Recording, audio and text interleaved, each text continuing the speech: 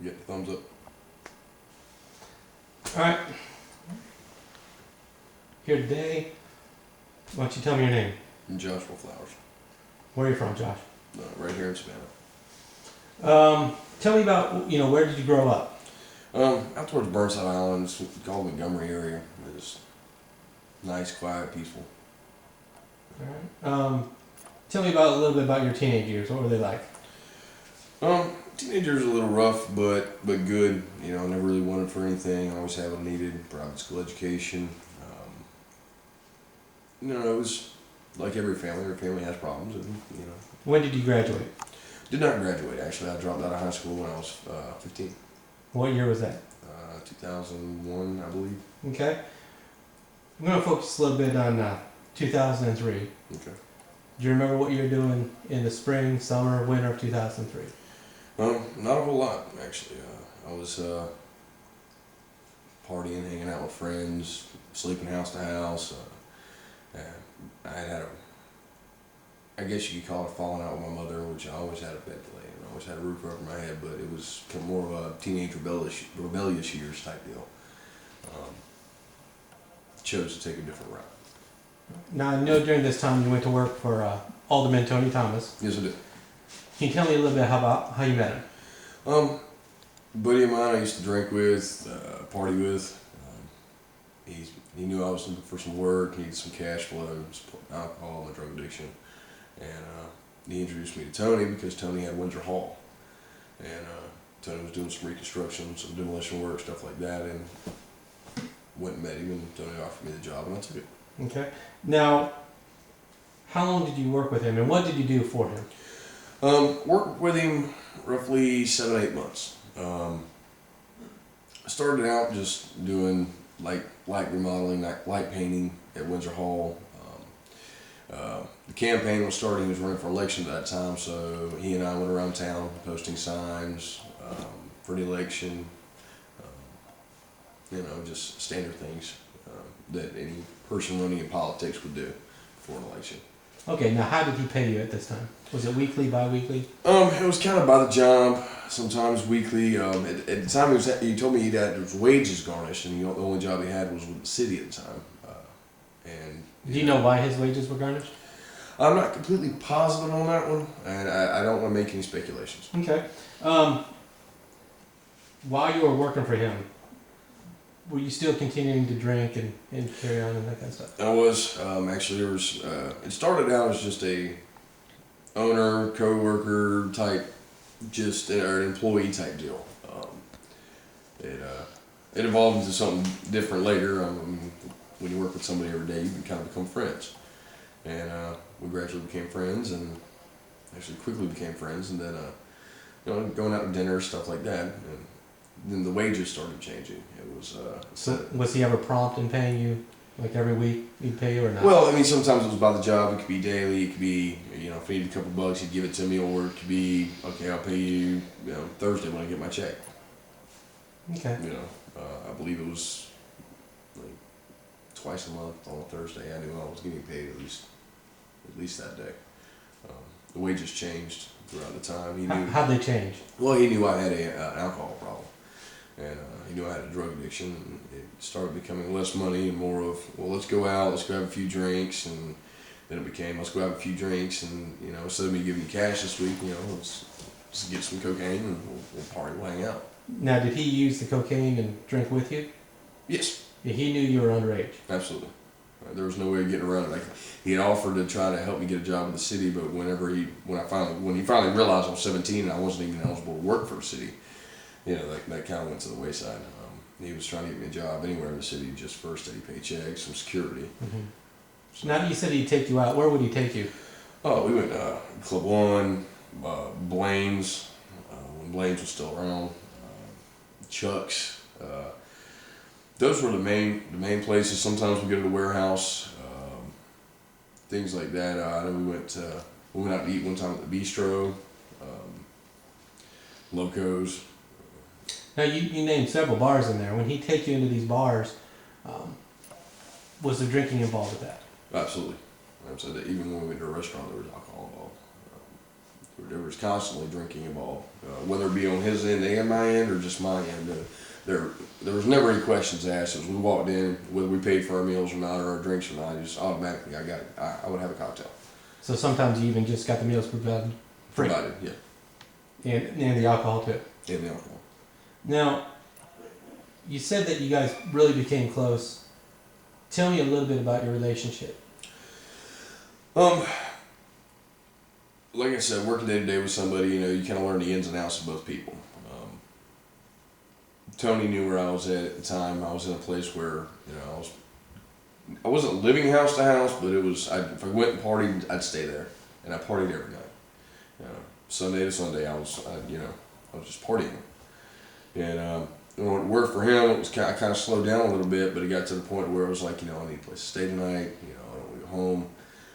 Kind of crash. And he let me crash on the couch. He, hang on the couch in the morning. His dad get up, wake me up, rustle around the kitchen, and then Tony'd get up and we'd be off about our business. And things elevated from there. Describe that. You say things elevated from there. Elevation's wrong. It progressed. At this point, I had started realizing that through different gestures and body language that Tony was after something that he was not going to get, which would have been me. He wanted me in a sexual manner, and I began to understand that. And what leads you to believe that? We had gone out one evening, went to dinner. Alcohol, drugs were involved.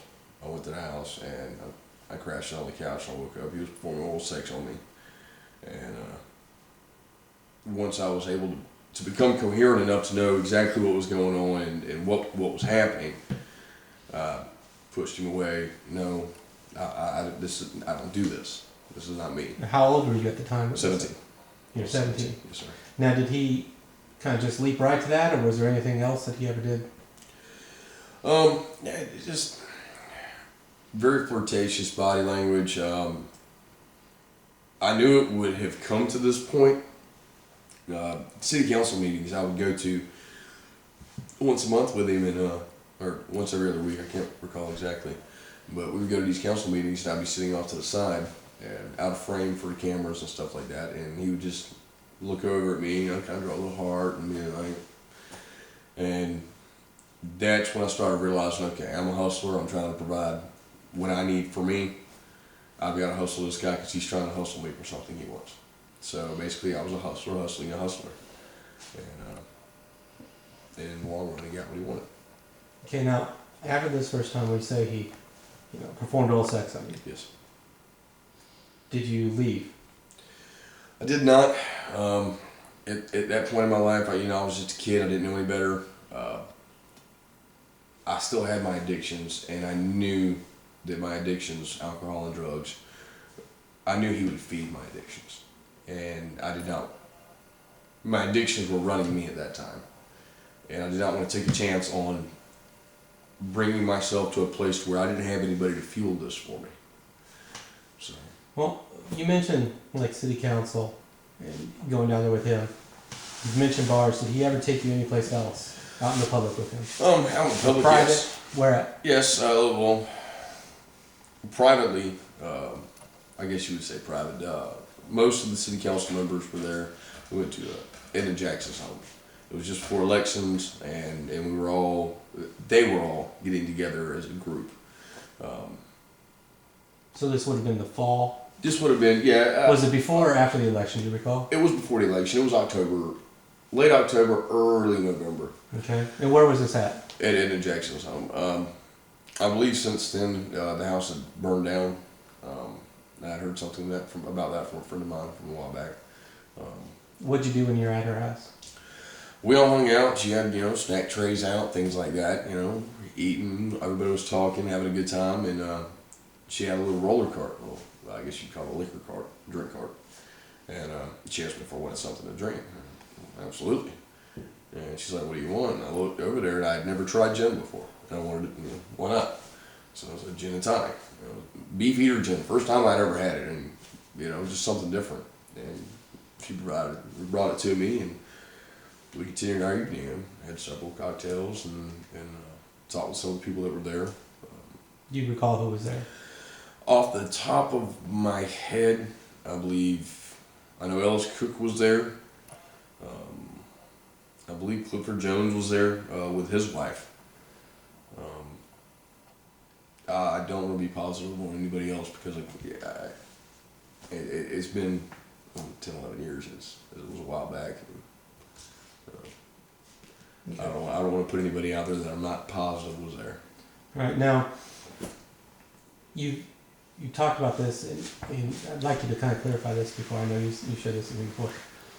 Tell me what happened after the election. Was there a trip that you went on? Yes. Like an official, I guess I'll use the term official city trip. It was a state funded or city funded trip. Okay, It was can you tell me to the about that? National League of Cities in Nashville, Tennessee. Do you remember when this was? It was late November, early December of 2003. And where did you stay when you went? We went to the Gaylord Opryland Hotel. The entire city council was together, significant others. You know, it was National League of Cities. You know. Okay. And yeah, we all had a room. Well, everybody had a room. Tony and me had a room. You know, the other members and their wives, everybody had a room. And a lot of alcohol. We would all go out together at dinners, stuff like that. Where are some of the places you went to eat? We mainly ate at the hotel, but they had steakhouses inside the hotel. There was a couple of times where, there was one instance where Tony, Ellis Cook, and myself, we had gone and checked out one of the plantations, I believe it was. Had like a museum and everything, and we had gone to eat at a different restaurant. But Wild Horse Saloon, we went there. National League of Cities, a lot of people were coming, so anybody that had an NLC badge or was with somebody that had an NLC badge was just... Now, did you have an NLC badge? I did not have a badge. No, I didn't. I was not an actual council member, but I was. Was it only the council members had it? All the council members had it. And how about their plus ones or significant others? Yeah, it was. If you were with a council member, then it was okay. Whatever. Open bar. We were actually up on the top balcony. Open bar, things like that. Nice. At the time, I was 18, just having a good time, drinking, hanging out, partying. Anybody ever say anything about your drinking? Absolutely not. Why would they? Is there any way that you can corroborate, being out there? How did you get out to Nashville? Tony asked me about a week earlier. He goes, "Look, I got to go to Nashville for a trip. I'm not gonna be here. You want to go?" Yeah, it was vacation, So we went up there. We took his car. Do you remember what kind of vehicle it was? He had a little. It was a late '80s, early '90s model Saab. It was we used to call it Turtle. It looked like a turtle, but it was like a whitish beige color. Mother interior. I mean, it was a nice car. Anything else happen while you were on this trip? There were advances. Not necessarily the word advance. That's not the right word. It would be more of a very flirtatious periods during this from Tony towards me.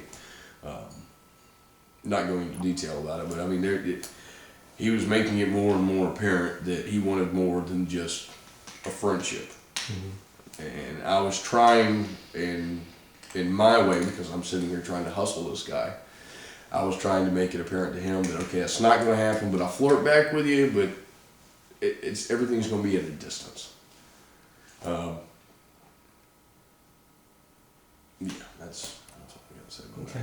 Okay. After you came back from the trip, tell me about your relationship. It had become more apparent that he wanted something. Yes. What happened? There was another night. It was a week or two, I believe, after we came back from National League of Cities. We'd gone out to dinner. Again, went to the bars, hung out, got smashed. A lot of cocaine involved. There was a lot of cocaine that night, actually. More than usual. There again, just like usual, I need a place to stay. Okay, crash on the couch. So I crashed on the couch, and it happened again. What happened? I woke up very incoherent.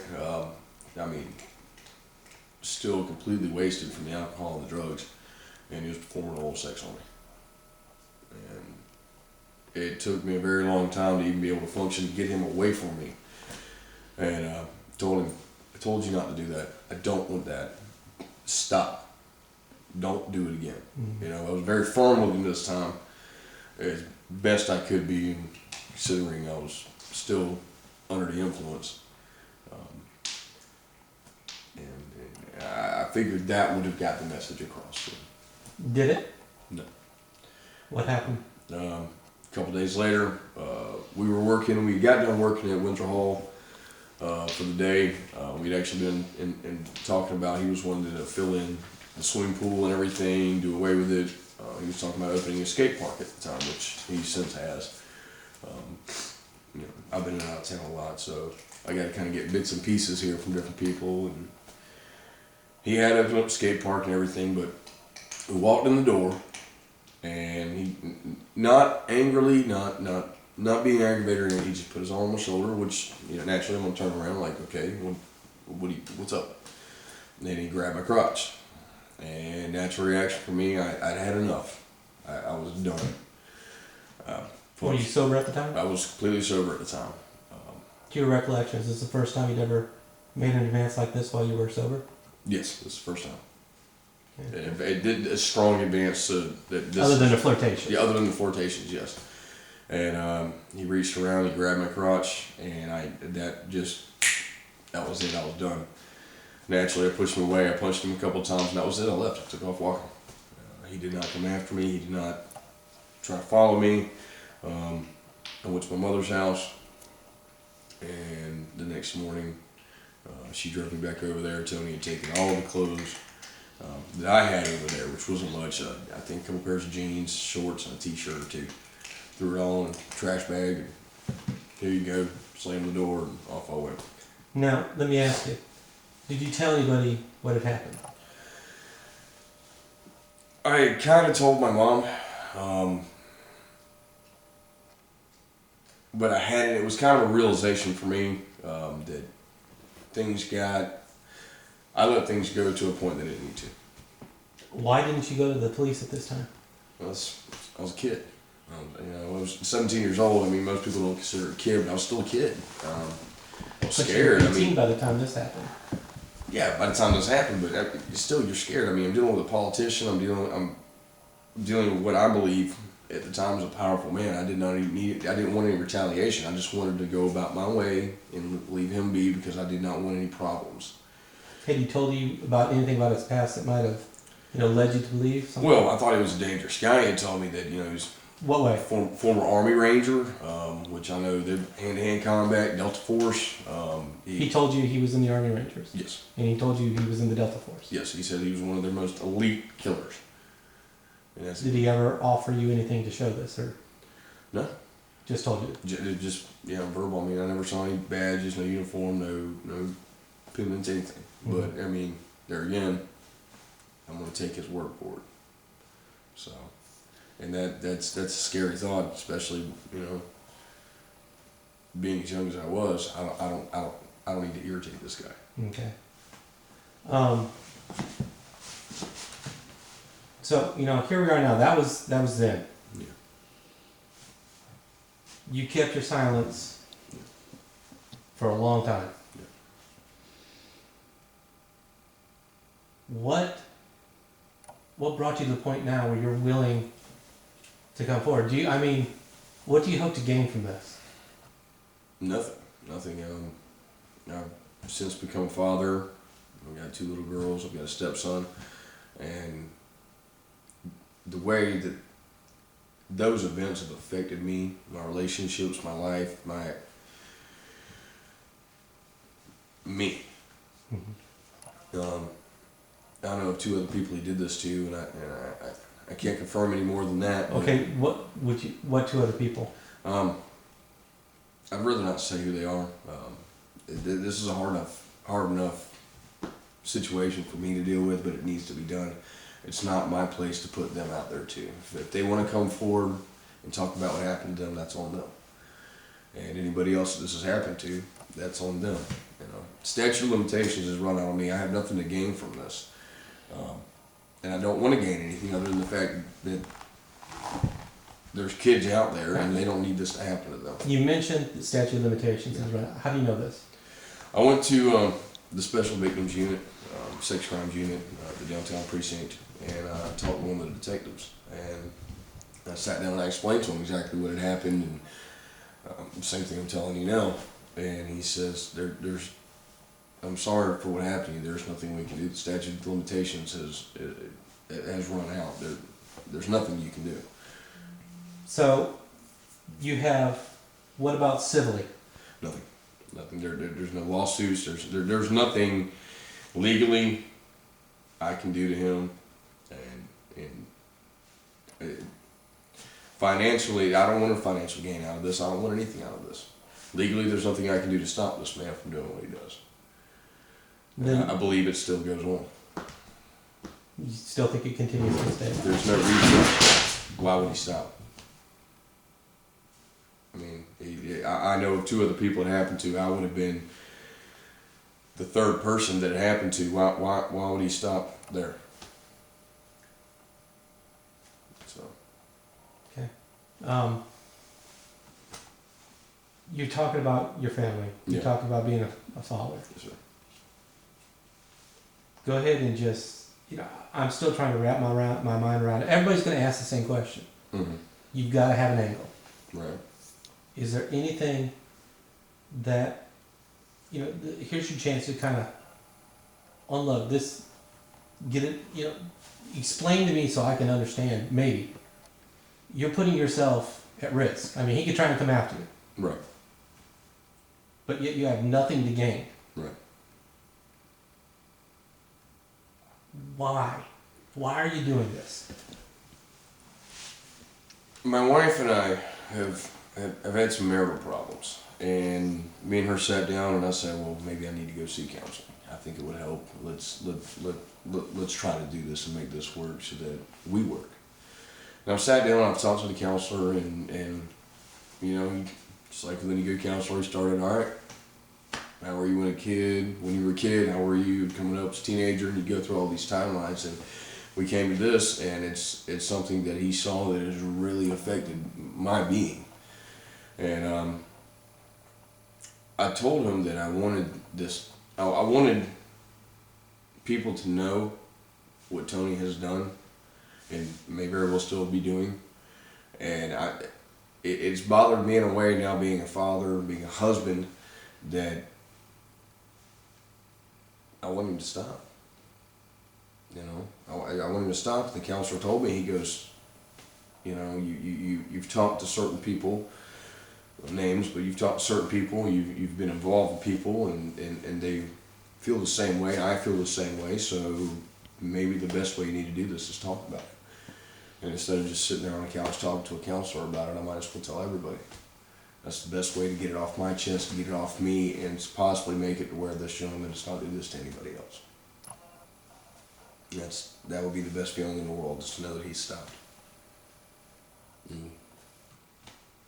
right. Well, I thank you for allowing me to sit down and talk to you, and we'll see. Thank you.